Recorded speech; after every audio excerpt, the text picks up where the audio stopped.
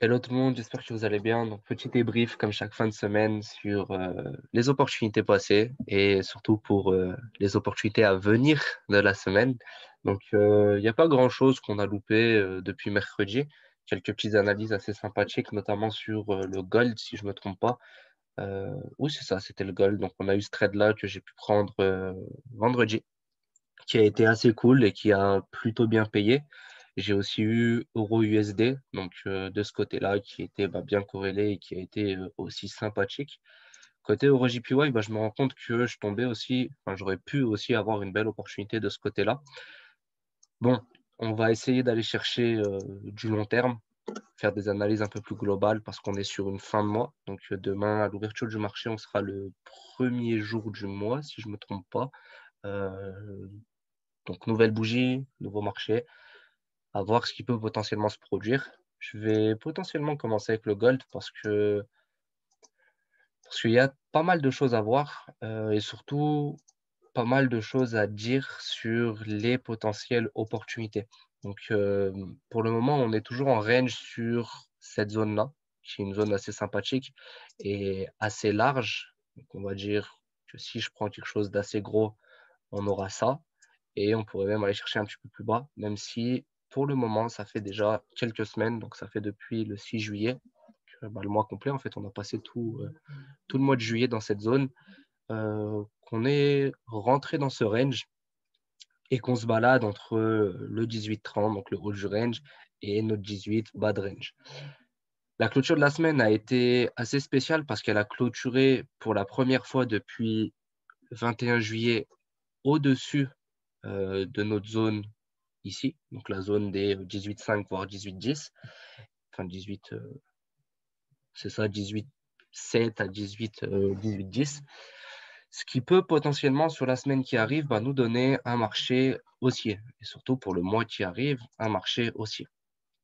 Au niveau de l'analyse en daily, on a plus ou moins la même chose qui se passe, donc toujours notre belle zone de range avec un rejet et surtout une clôture au-dessus depuis pas mal de temps. Au niveau des configurations qu'on pourrait avoir, j'ai deux choix potentiels. Donc, le premier choix, ce serait pour un marché baissier.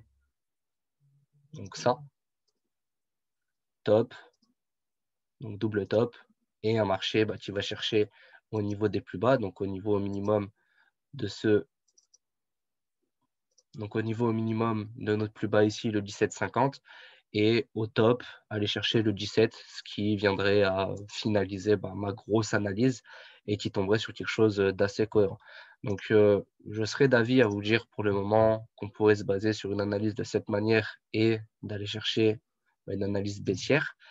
Euh, Par contre, en H4, j'aurais quelque chose d'assez différent. Sur du H4, ce serait plutôt une cassure, un pullback et aller chercher un peu plus haut. Au niveau des confirmations pour prendre des positions, je vous le dis maintenant parce que j'ai eu quelques retours en privé, enfin on a eu plutôt quelques retours en privé. On ne vous donne pas de confirmation, on ne vous donne pas de points précis pour acheter ou pour vendre, tout simplement parce que ça fait partie des stratégies que nous utilisons et par conséquent des stratégies que nous proposons en coaching. Donc je vous donne quelque chose d'assez global, les cassures pullback et les double top, double bottom, c'est quelque chose que vous pouvez trouver partout sur Internet, donc pas besoin de vouloir garder ça secret. Au niveau des points précis de positionnement et des raisons qui vont faire que potentiellement ici je prends un trade et pas sur la bougie d'avant, ou ici je prends un trade et pas après, ou ici et pas ici, enfin peu importe. Dans l'idée, c'est qu'il y a des raisons qui font que je me positionne à certains moments et pas à d'autres. Et ça, c'est quelque chose qu'on voit en formation. Donc pour le moment, sur ces lives-là, sur ces replays-là, plutôt ces vidéos YouTube-là, je me base sur quelque chose d'assez global et quelque chose qui peut permettre d'aller chercher des résultats, quelque chose qui peut permettre d'affiner vos positions, mais qui ne vous permettra pas de savoir ma manière de trader précisément.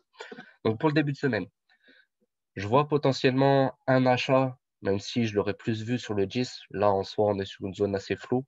Mais retracement au minimum jusqu'au 20, potentiellement même un peu plus haut, aller chercher 24, 25, comme la semaine du 19 juillet. Et ensuite, soit prendre le pas et se décider à partir en sell, et donc mon analyse baissière qui sera validée, soit potentiellement sortir de notre zone de range et terminer en haussier pour la fin de mois. Cette décision sera à prendre globalement par rapport à l'US 30, comme je vous avais dit, moi, mon avis par rapport à la corrélation entre Dow Jones et le gold, c'est si Dow Jones se met à couler fort et que c'est dû à la perte, on va dire, de valeur de l'US dollar, il y a de fortes probabilités que le gold prenne de la valeur parce que tout le monde va se réfugier dessus. Au niveau de notre pétrole, donc l'analyse avait bien payé. J'ai mis un Fibo. La dernière fois, je me suis rendu compte que ça avait tapé pile le 23,6. Donc, j'ai close ma position sur le pétrole autour de 66, 67, si je ne me trompe pas. J'avais pris le trade à 75. J'aurais voulu closer à 65 piles, mais bon, le temps que je mette mon Fibo, le marché avait déjà retracé un petit peu. Maintenant, on tombe sur une zone qui m'intéresse pour une potentielle vente. Donc, si je prends la chose de cette manière, je verrai potentiellement une position ici, voire même une cassure pullback et un marché qui va chercher un peu plus bas. Au niveau de la cassure pullback, ce serait au niveau de la zone des 23,6.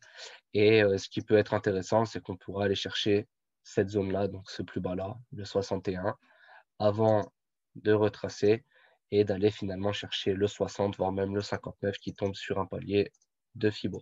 Donc ça, ce serait mon plan au niveau de l'US Oil. Il pourrait être accéléré par une production de pétrole qui augmente durant l'été. S'ils font la même chose qu'il y a quelques semaines, ça pourrait être intéressant pour moi. En dehors de ça, il n'y a pas grand-chose à dire dessus. Ça reste un actif que je traite de temps à autre. Je ne me focus pas dessus, je prends des swings et on va dire que je laisse le marché faire sa vie. Mais ça peut être intéressant d'avoir des positions dessus, surtout sur le long terme, parce que le bout de chemin qu'il traverse est un chemin assez intéressant et sur des grosses unités de temps comme du daily, bah, il y a moyen de ne pas trop se prendre la tête quand on est dessus. Côté Euro-JPY, GBP-USD et GBP-JPY, bah, je vois toujours plus ou moins la même chose. Un marché baissier. Là, GBP-JPY est sur une configuration magnifique, je vais vous dire, parce que on a eu notre retracement par rapport à la pattern harmonique qu'on avait ici. Si on regarde au niveau du Fibonacci, on doit être sur un palier type 61,8. Voilà, exactement le 61,8. Donc, on a rejeté notre 61,8. Ce que je vois pour le moment, bah, c'est potentiellement ici, au minimum. Ça nous donnerait, si on prend le marché en bas, un double bottom avec bah, potentiellement un choix de ce côté d'aller chercher plus haut ou de l'autre côté un mouvement de ce genre. Bien entendu, c'est un mouvement spéculatif, ça. Je ne sais pas si ça va le faire comme ça peut aller chercher beaucoup plus bas, ça peut aller chercher beaucoup plus haut, ça peut s'arrêter et ranger dans toute cette zone. Mais dans l'idée, voilà ce que j'attendrai potentiellement. On peut aussi avoir un marché qui se décide de simplement retracer jusqu'ici et de repartir à la hausse derrière. Ça, ce sera à voir avec le temps, en fonction des potentiels mouvements, des annonces éco et bien entendu ben, de notre habitude sur le marché. Donc côté GJ, voilà ce que je vois pour le mois en cours. Au niveau, c'est un peu l'anarchie sur le graphique. Au niveau de l'euro USD, je vais sortir encore un graphique dessus pour être sur quelque chose de propre. Okay. Et je vais le mettre en rose. Voilà. Donc côté euro USD, ben, c'est assez flou pour moi, assez mitigé. Je resterai sur la même vision que j'ai avec le gold. Donc, soit un potentiel marché haussier jusqu'à bah, de très hauts sommets, mais ça ne tomberait pas en cohérence avec une chute du Dow Jones, soit potentiellement la poursuite de la chute, bien que de mon côté, je resterai plus acheteur pour le moment sur l'euro USD. Et c'est lui, on va dire, qui va me faire prendre une décision un peu plus claire par rapport au gold. Mais encore une fois, on verra avec le temps.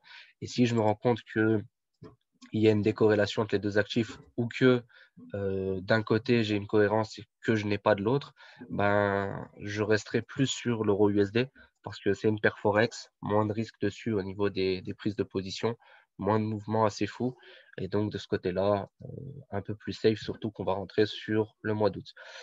Donc pendant l'été, enfin l'été bien dans l'été, on va dire. Au niveau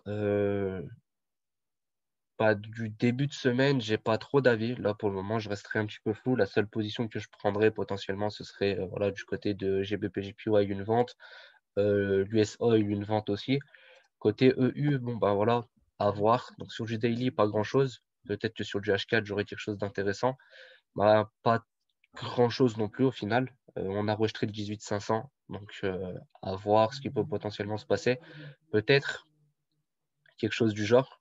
Donc aller chercher un petit double bottom en rapide et ensuite aller chercher plus bas. Mais ce serait pas quelque chose de très cool à voir. Enfin, honnêtement, je ne sais pas trop. Et s'ils se décident de partir à la vente, donc en sell directement, je verrais bien un retracement au niveau du 18. Ça pourrait être intéressant. Donc, dans le cas où j'ai une confirmation baissière, j'irai chercher le 18. Dans le cas où je n'ai rien, j'attendrai potentiellement le 20 comme zone de vente. Comme je l'avais dit précédemment, hein, le 1.20 tombe ici. Donc, c'est mon plus haut là. En zone de blocage précédente, j'aurai ça. Donc, quelque chose par là. Et c'est plus ou moins tout. Et ensuite, c'est juste patienter sur des confirmations au fur et à mesure. Est-ce que GBP USD est un peu plus cohérent? Ben, pas forcément. GBP USD a terminé la semaine sur ce palier. Donc, on peut considérer ça comme cassure pullback et un marché qui va chercher plus haut. Maintenant, est-ce que sur du long terme, c'est quelque chose de cohérent? Pas forcément, parce que je vois la même configuration qu'avec GBP JPY, c'est-à-dire un marché qui a clôturé sa semaine et son mois même sur un palier assez intéressant pour continuer notre vente, donc la vente qu'on voyait depuis quelques temps déjà. Encore une fois, c'est quelque chose d'assez flou. Ça peut nous donner des positions intéressantes, comme ça peut ne rien nous donner du tout. On peut avoir aussi une clôture en dessous, un pullback sur cette zone et un marché qui part à la vente. Sur le long terme, je serais beaucoup plus vendeur qu'acheteur sur GBP USD et GBP JPY par exemple, mais on verra ça réellement avec le temps et avec ce qui nous est donné, on va dire, par le marché. Est-ce que côté analyse, je pourrais voir autre chose? Ben, honnêtement, oui. On a un début de tendance baissière qui est en train de se créer. On se rend compte qu'on a des plus bas de plus en plus bas. On se rend compte que nos plus hauts s'enchaînent aussi pas mal. Je pourrais avoir plusieurs amplitudes intéressantes. Celle-là est celle qui me plaît le plus, donc je vais la garder. Et au niveau des paliers, on a celui-là au niveau du plus haut. On aurait ça ici par rapport au plus bas et à cette zone ici. Et après, ce serait juste des branches sur des branches, on va dire au fur et à mesure jusqu'à aller au plus bas. Donc là, on a celle-ci qu'on a réintégrée, donc c'était pas vraiment une cassure. Et la dernière qui serait intéressante, ce serait celle-là au niveau du plus bas, voire même prendre la mèche, pourquoi pas. Et au niveau de la mèche, on se rend compte qu'on a des touches un peu plus intéressantes. Même si là, cette dernière, je la trouve pas très cool. Enfin, honnêtement, c'est pas une chose que je considérais réellement. Il n'empêche que je serai quand même baissier. On peut aussi avoir un été, donc un mois d'août, qui range là-dedans, même s'il y a quand même pas mal de pips pour ranger, donc je rangerai plus moi de mon côté sur la phase base du gros range. Mais c'est à voir, encore une fois, c'est assez flou. Côté EuroJPY, c'est le seul qui n'a pas fait son gros retracement, donc à voir. Peut-être qu'on va rester sur ce range-là, et ça justifierait le fait que toutes les paires se décident à ranger un petit peu. On pourrait rester sur ce range-là. Donc EuroJPY, je garde mon idée baissière. Là, on a intégré, on a pullback plutôt sur le bas de ce canal. Donc je pourrais garder mon analyse baissière, comme je pourrais partir sur quelque chose d'assez haussier. Sur du court terme, on a une branche haussière qui se crée, que ce soit là ou là ici, avec les plus hauts de ce côté-là.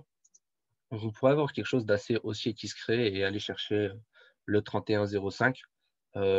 Pourquoi pas? C'est assez mitigé. Donc, pour faire un récap, Euro-USD, je patienterai pour le début de semaine et pour le début de mois. GBP-JPY, je le verrai baissier. GBP-USD, je le verrai plus baissier qu'haussier, mais peut potentiellement mécher. Par exemple, peut aller chercher le 1.40 avant de repartir. EJ, il suivra le potentiellement de mood avec les autres. Le gold, potentiellement haussier sur le début de semaine, mais sur du long terme, sur du daily par exemple, je le vois continuer sa baisse. Donc moi, je l'avais pris, je l'ai clôturé en fin de semaine parce qu'on terminait le mois. Mais si j'avais gardé mon swing, j'aurais pu être assez content. US Oil à la vente, l'US 30, je ne peux pas le trader en ce moment, donc c'est juste une analyse globale. Ça m'embête un peu de juste analyser, mais je peux vous donner mon avis. Donc je reste toujours sur le même cas de un US 30 baissier, et au pire des cas, un US 30 qui peut ranger sur tout ça. Après, d'un point de vue graphique, on a quand même encore une tendance haussière qui est en train de se créer dans ce petit bloc-là. Donc, on a eu une zone d'accumulation, un range, et là, on a un potentiel canal haussier, ou du moins une tendance haussière qui se crée sur le long terme, à voir potentiellement un marché qui décidera de détruire la tendance haussière et de créer une vraie tendance baissière dans les jours ou dans les semaines à venir, peut-être même à la fin du mois. Et c'est potentiellement tout. Donc, moi, je vais closer le live ici. Euh, on verra dans la semaine et dans les jours qui viennent si quelque chose d'autre se profile. N'oubliez pas que vendredi, plutôt, c'est le premier vendredi du mois, donc NFP. N'oubliez pas que mercredi, j'ai un petit live, enfin, on aura le live en groupe. Normalement, l'associé que je devais vous présenter sera là. Peut-être pas, honnêtement, je ne sais pas trop parce qu'il a quelques complications en ce moment. Et c'est plus ou moins tout. Donc, si vous avez des questions, n'hésitez pas à les poser au staff. Si vous voulez participer au live de mercredi, pareil, envoyez un message au staff sur Telegram. N'hésitez pas à rejoindre les canaux Telegram, ça fait plaisir et c'est intéressant parce qu'au moins vous avez un suivi des analyses que nous faisons là. Et aussi sur Facebook, le groupe Facebook peut être intéressant aussi parce que ça peut créer de l'échange entre tout le monde avec chacun qui partage ses propres analyses et nous de notre côté qui supervisons et qui échangeons et qui partageons avec vous, on va dire, au cas par cas et surtout devant tout le monde. Bonne soirée tout le monde, bonne fin de week-end à tous, bon début de semaine à tous. Et si j'ai omis des choses, ben, faites-le moi savoir en privé. Salut!